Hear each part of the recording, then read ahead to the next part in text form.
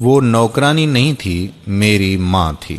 آج کی یہ ویڈیو آپ کو رلا دے گی۔ ایک دن میں اور حامد صاحب آفس کے کنٹین میں چائے پی رہے تھے۔ میں نے ان کے ہمہ وقت بجھے رویے کی وجہ پوچھی۔ وہ کہنے لگے کہ مجھے آج مرے ہوئے 3 سال ہو گئے ہیں۔ میں نے نظر اٹھا کر ان کی آنکھوں میں دیکھا، جہاں اس جملے کے ساتھ ہی دنیا بھر کی نقاہت اتری ہوئی تھی۔ پھر کہنے لگے کہ میں ہمیشہ سے بدتمیز رہا ہوں۔ بچپن میں اسکول جاتے ہوئے ضد کرنا، کھانا کھاتے ہوئے نخرے کرنا کہ یہ نہیں کھانا، وہ کھانا ہے، وہ نہیں کھانا، یہ کھانا ہے۔ مجھے نہیں یاد کہ 5ویں کلاس تک میں خود نہایا تھا، کھانا کھایا یا جوتے پہنے ہوں۔ باپ کا تو صرف نام سنا تھا، نہ کبھی اس کی تصویر دیکھی تھی، نہ پیار۔ بھائی کا سہارا کیا ہوتا ہے اور بہن کی محبت کیا ہوتی ہے کچھ معلوم نہیں۔ پرائمری، مڈل اور پھر میٹرک تک یہی عادت رہی کہ رات کو سونے سے پہلے کتابیں، کاپیاں، بستہ، غرض یہ کہ سب کچھ ادھر ادھر پھیلا کے سو جاتا، لیکن صبح آنکھ کھولتے ہی تمام چیزیں سلیقے سے بیگ میں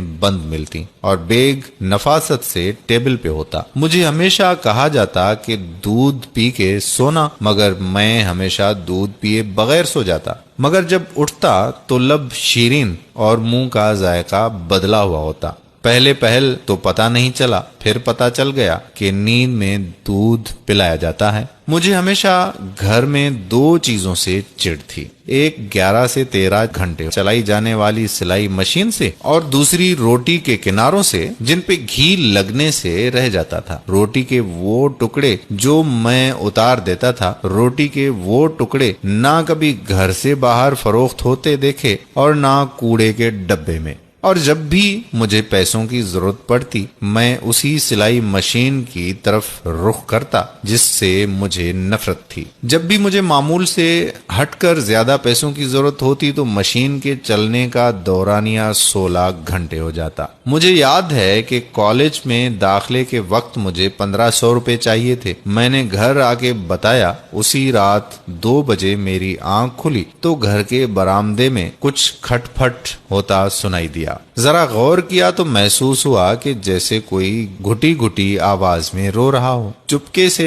برآمدے میں دیکھا تو میری ماں آنکھوں پہ چشمہ لگائے جانے کب سے سوئی میں دھاگا ڈالنے کی کوشش کر رہی ہے اور آنسو بھی مسلسل گر رہے ہیں۔ میں نے پوچھا کہ کیا ہو رہا ہے ماں؟ وہ جلدی سے آنسو پونچھ کر چہرے پر مسکراہٹ سجا کے بالکل صاف آواز میں کہنے لگی کہ وہ سامنے والی سریا ہے نا، اس کے بھائی کی شادی ہے، صبح تک اس کے 2 سوٹ سینے ہیں، اس لیے بیٹھی ہوں، مگر دھاگا نہیں ڈل رہا۔ اس دن مجھے ماں کے آنسو دیکھ کر احساس ہوا کہ مجھے کوئی کام کرنا چاہیے۔ میں مناسب کام بھی ڈھونڈتا رہا اور پڑھتا بھی رہا۔ ادھر FA مکمل ہوا، ادھر آفس میں کام مل گیا۔ میں نے گھر جا کر ماں کو بتایا تو اس کی خوشی کا کوئی ٹھکانہ نہ رہا۔ فوری شکر پارے محلے میں بانٹے۔ ایک دن کام سے گھر آ کر میں لیٹا، تھوڑی تھکاوٹ ہو رہی تھی، آنکھ لگ گئی۔ آنکھ کھولی تو خلاف معمول نہ جوتے پاؤں سے اترے تھے اور نہ کھانا بنا تھا۔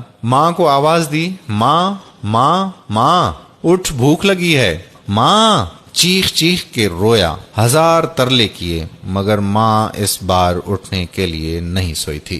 گھر چھوڑ دیا۔ ماں کے بغیر وہ گھر قبرستان لگتا تھا۔ ادھر دیار غیر میں آ کر میں اپنا سارا کام خود کرتا ہوں تو سوچتا ہوں کہ میں نے جس کی کبھی خدمت نہ کی تھی اور نہ ہی کبھی آسائش اور سکون دیا، وہ میری ماں تھی، نوکرانی نہیں تھی۔